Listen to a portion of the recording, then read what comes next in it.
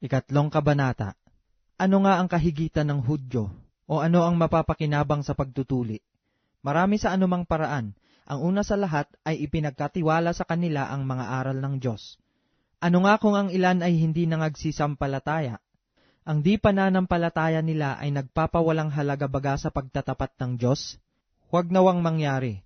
Oo, bagkus pa nga ang Diyos ay tapat, datapwat ang bawat tao'y sinungaling, gaya ng nasusulat, upang ikaw ay ariing ganap sa iyong mga salita, at makapagtagumpay ka kung ikaw ay mahatulan. Datapwat kung ang ating kalikuan ay nagbibigay dilag sa katuwiran ng Diyos, ano ang ating sasabihin? Liko baga ang Diyos na dumadalaw na may puot? Nagsasalita akong ayon sa pagkatao. Huwag nawang mangyari, sapagkat kung gayoy paanong paghatol ng Diyos sa sanglibutan?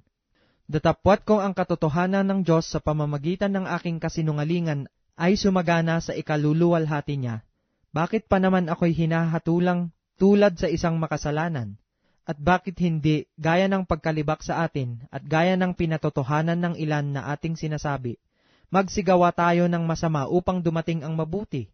Ang kaparusahan sa mga gayon ay matuwid. Ano nga, tayo bagay lalong mabuti kaysa kanila? Hindi sa anumang paraan, sapagkat ating kapwa isinasakdal na muna ang mga Hudyo at ang mga Griego, na silang lahat ay nangasa ilalim ng kasalanan. Gaya ng nasusulat, walang matuwid, wala kahit isa. Walang nakatatalastas, walang humahanap sa Diyos. Silang lahat ay nagsilihis, magkakasamang nawalan ng kasaysayan. Walang gumagawa ng mabuti, wala kahit isa. Ang aking lalamunan ay isang libingang bukas. Nagsigamit ng daya sa pamamagitan ng kanilang mga dila. Ang kamandag ng mga ulupong ang siyang nasa ilalim ng kanilang mga labi. Ang kanilang bibig ay puno ng panunumpa at ng kapaitan. Ang kanilang mga paa ay matulin sa pagbububo ng dugo. Kagibaan at kahirapan ang nasa kanilang mga daan. At ang daan ng kapayapaan ay hindi nila nakilala. Walang pagkatakot sa Diyos sa harap ng kanilang mga mata. Ngayon ay nalalaman natin na ang anumang sinasabi ng kautusan, yaon ay sinasabi sa nangasa ilalim ng kautusan, upang matikom ang bawat bibig at ang buong sanglibutan ay mapasailalim ng hatol ng Diyos. Sapagkat sa pamamagitan ng mga gawa ng kautusan ay walang laman na aariing ganap sa paningin niya.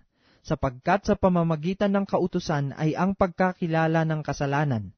Datapwat ngayon, bukod sa kautusan ay ipinahahayag ang isang katuwiran ng Diyos, na sinasaksihan ng kautusan at ng mga propeta.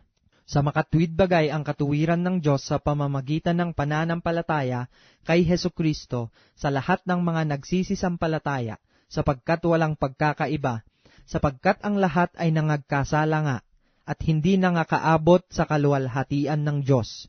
Palibhasa'y inaring ganap na walang bayad ng kanyang biyaya sa pamamagitan ng pagtubos na nasa kay Kristo Jesus, na siyang inilagay ng Diyos na maging pangpalubag loob sa pamamagitan ng pananampalataya sa kanyang dugo upang maipakilala ang kanyang katuwiran dahil sa hindi pagpansin sa mga kasalanan na nagawa ng nagdaang panahon sa pagpapahinhod ng Diyos.